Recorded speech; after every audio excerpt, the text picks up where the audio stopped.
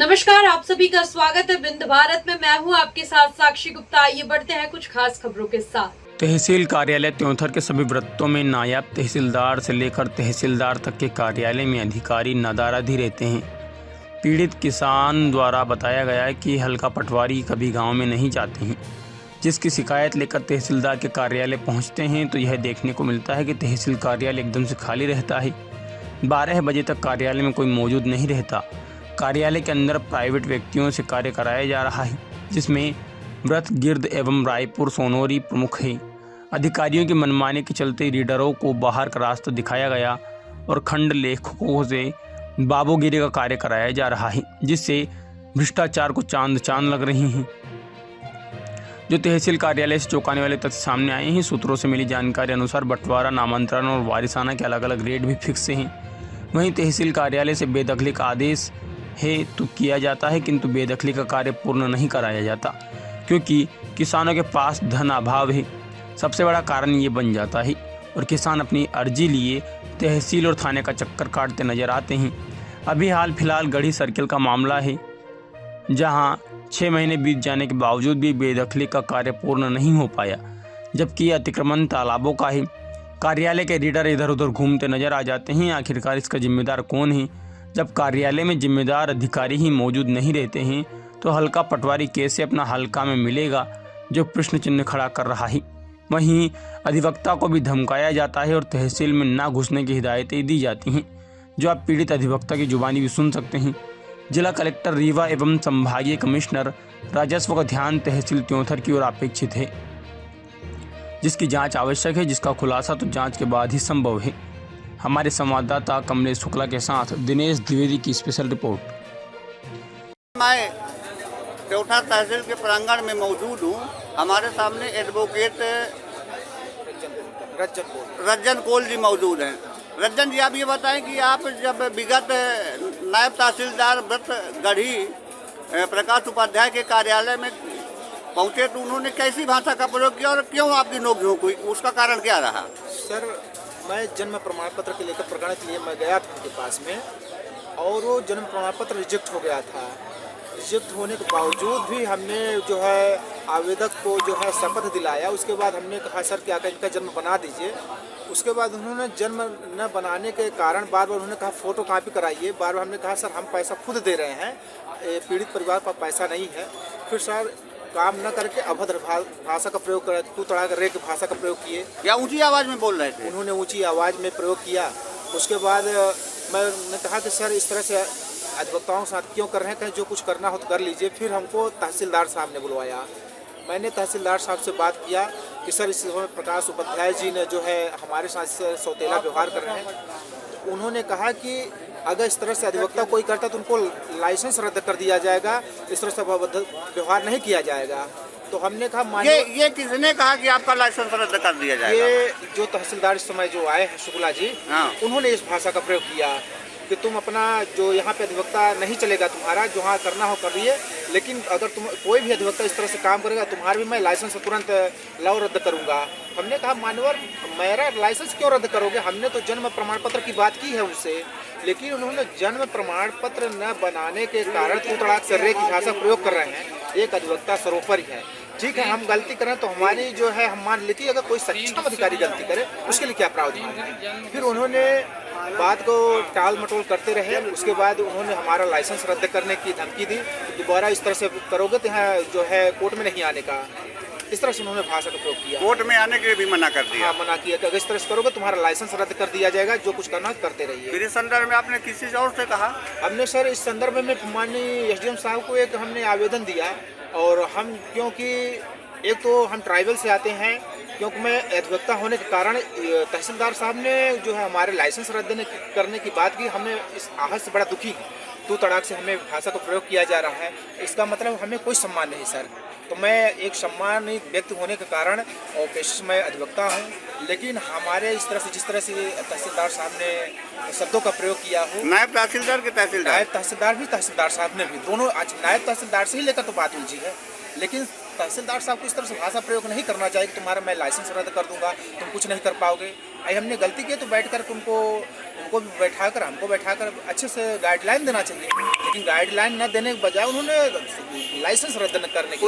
उच्च अधिकारियों से और अपने संघ से क्या कहना चाहेंगे? हम अपने यहाँ अधिवक्ता संघ से कहना चाहते हैं कि हमारी मदद की जाए, ऐसे जो आला अधिकारी आते हैं उनको बर्खास्त कराया जाए, उनको त्योथर अधिवक्ता इसके लिए जो है बर्दाश्त नहीं करेगा मान्यवर। और जिले के उच्च अधिकारियों से क्या कहना? मैं जिले उच्च अधिकारियों से कहना चाहूँगा कि हमारी जो अपील सुनाई की जाए, जो ऐसे आला अधिकारी आ रहे हैं, जो ऐसे तहसीलदार साहब आ रहे हैं, हम लोगों के साथ अधिवक्ताओं के साथ अभद्र भाषा का प्रयोग कर रहे हैं, उनको सबक सिखाया जाए, उनको बर्खास्त किया जाए, 4 महीने उनको घर बैठाया जाए। तो गढ़ी व्रत में और किस तरह की समस्याएं आ रही हैं? सर इस गढ़ी समस्या तहसील में हर प्रकार की समस्याएं आ रही हैं भाई, जैसे बंटवारा है, सीमांकन बंटवारा का है, नामांतरण का, जब से अधिकारी आए कोई काम नहीं कर रहे हैं, पैसे के लेन देन भी मांग करते हैं लोगों से। गरीब आदमी जो गांव से आते हैं तो कहाँ से दे पाएंगे सर? हमारी 2-2, 3-3 साल के आज फाइल जो है, एक महेवा की फाइल है, हमने बंटवारा का लगाया है, लेकिन आज 4 साल से कोई फाइल उसका कोई नामो निशान नहीं मिल रहा है सर। लोग बोल रहे हैं कि दोबारा फाइल लगाइए, गरीब आदमी कहाँ दोबारा फाइल लगा पाएगा? क्या शुभ नाम है? हमारा एडवोकेट रजत कोल। इस समय हमारे सामने जो है रिश्दा ग्राम पंचायत के सामाजिक व्यक्ति मौजूद हैं, जहां पर तालाबों पर अतिक्रमण को लेकर के ये निरंतर लड़ाई लड़ते चले आ रहे हैं, लेकिन स्थानीय प्रशासन तहसील त्योथर द्वारा अब तक कोई कार्रवाई नहीं की गई है। इस संदर्भ में मैं आपको इन्हीं की जुबानी सुनाता हूँ। कैसा मामला है, आज तक कार्रवाई क्यों नहीं हो पाई? अरे दादू क्या बताइए, ऐसा मामला को यानी ऐसा आक्रमण कर रहे हैं, कोई इसको सुनवाई नहीं हो रही है। और ये अभी साल भर हुआ जब इस मैंने अब धानिक का काम में ये ऐलान किया था, साल भर हुआ, तो इसके बाद यानी अब फिर ये दशहरा के दरम्यान में यानी छुट्टी के दरम्यान फिर चोरी करके फिर आक्रमण कर रहे हैं, घर द्वार सब बना रहे हैं। एक कहाँ पर बना रहे हैं? GF साला स्कूल है, वो 25 डिसमिल छुट्टी हुई थी, वो स्कूल बंद है, तो उसमें जबरदस्ती यानी जब इनके पास 3-4 जगह घर द्वार मकान है, शासन इनको यानी सबका मुआवजा दे, शासन सबको मुआवजा दिया है, ये वहाँ बोर कराए हैं, धान लगाए हैं। अब यहाँ जब जगह सरकारी स्कूल यानी समझ के पूरा यानी तो क्या तालाब के भीटे को तालाब को भी अतिक्रमण किया गया है? तालाब के यानी भीटे के यानी बगल में स्कूल है, तो तालाब भी अतिक्रमण युक्त है, भीटे में भी तालाब के आक्रमण में। तो तालाब जोता बोया है, तालाब में धान लगी हुई है। जी जी। किसके द्वारा लगाया गया है? गांव के लोगों के द्वारा। अब ये दादू अब को लगाए सब जोते बोए हैं सब, यानी कौन यानी तो क्या SDM तहसीलदार उसका और हल्का पटवारी द्वारा अब तक कोई पटवारी न उसका यानी निरीक्षण करने गया, न कोई तहसीलदार, न कोई SDM।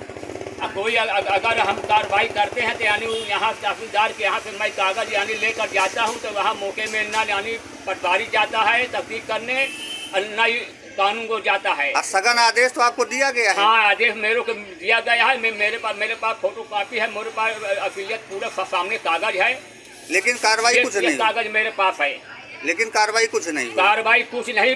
मोबाइल से जब सूचना पटवारी देता हूँ, पटवारी घर जाता हूँ, तो घर वाले बताते हैं कि नहीं 4 दिन से कहीं ना तो मेहमानी। पटवारी कौन है? पटवारी है आपके यानी एक माझी, आज तुम्हारे ये गाढ़ा के आए है भाई। अच्छा, नाम नहीं पता है क्या? आपका क्या शुभ नाम है? जिला कलेक्टर मैडम से क्या कहना चाहिए? जी जी साहब। आपका क्या नाम है? हमारा नाम रमेश प्रसाद द्विवेदी। कलेक्टर मैडम से क्या कहना चाहेंगे? कलेक्टर साहब हमारा यही आदेश है कि भाई इसको तत्काल यानी अगर झूठ हो तो सामने यानी आकर निरीक्षण किया जाए, जो कुछ हो हमको फिर सजा दिया जाए अगर झूठ मैं बोलता हूँ तो। इन्हीं की तालाब का अतिक्रमण है, तो अतिक्रमण नहीं शासकीय भूमि में आक्रमण किया जाता है। अगर ये होता है तो ऐसे बहुत से यानी गरीब लोग हैं, सबको फिर फंसाया जाए, क्यों सबको हटाया जाता है फिर। समय हमारे सामने जो है तहसील कार्यालय के पास में इंद्र बहादुर सिंह वरिष्ठ समाज सेवी हैं, जो ग्राम पंचायत बुदावा के हैं। तहसील कार्यालय को लेकर क्या समस्या है आपकी? समस्या ये है कि तहसील कार्यालय में जो है तो एक खान साहब हैं, वो लीगल अनलीगल काम करते हैं और करवाते हैं, और जो एक जायसवाल हैं वो भी काम करते हैं अनलीगल रिश्वत लेके के चक्कर में ऐसा काम करवाते हैं। तो क्या प्राइवेट व्यक्तियों के द्वारा पैसा का लेन देन किया जाता है? प्राइवेट लोगों के द्वारा लेन देन किया जाता है। तो तहसील मुख्यालय में ही कार्यालय में बैठाते हैं? कार्यालय जो है रायपुर सर्किल में बैठाया जाता है, इसलिए कि लापरवाही ये लोग सब काम करते हैं और तहसीलदार एसडीएम को बदनाम करते हैं। अच्छा, ये बताइए कि क्या वहाँ पर प्रतिदिन का ये काम है? ये हमेशा काम चलता है और एक दिन नहीं चलता है। महीने में कम से कम बहुत काम, सारे काम लीगल काम करवाते हैं। रीडरों के बावजूद भी ऐसा काम होता है? प्राइवेट व्यक्ति पाले गए हैं रीडर जो हैं, तो रीडर अब क्या करें, रीडर से बोलते हैं कि हाँ ऐसा काम करोगे तो आगे का काम हो जाएगा, नहीं करोगे तो पीछे काम हो जाएगा। बंटवारा में कितना लेते हैं? अरे बंटवारा में कम से कम 10,000 5,000 इतना ले लेते हैं। नामांतरण में? नामांतरण में कम से कम 1,000 2,000 इतना ले लेते हैं। मतलब उन्हीं के द्वारा जो है, उन्हीं के द्वारा में ऐसा काम किया जाए। तो जिला कलेक्टर और कमिश्नर साहब से क्या कहेंगे आप? जिला कलेक्टर साहब से कहेंगे इसकी जांच किया जाए, कार्रवाई किया जाए इनके ऊपर। यहाँ जो बेदखल किया जाता है, बेदखली का, इसने जो है तो पैसा लेते हैं, अब बोलते हैं कि पैसा दे देंगे तो काम हो जाएगा, नहीं दोगे तो काम नहीं होगा, ऐसा काम बोलते हैं। ऐसा काम तो बहुत है हर जगह। न्यायालय से बेदखली का ऑर्डर हुआ है? न्यायालय का जो ऑर्डर हुआ है उसका जो है तो कोई मान ही नहीं करते हैं, मान करते हैं फिर भी पैसा लेते हैं। कागज लेकर के किसान जो है परेशान रहते हैं। आजकल काम हो जाएगा बस यही कहते हैं।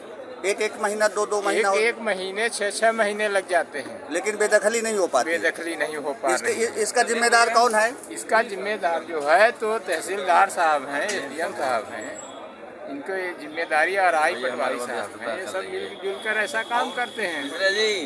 ठीक है ना।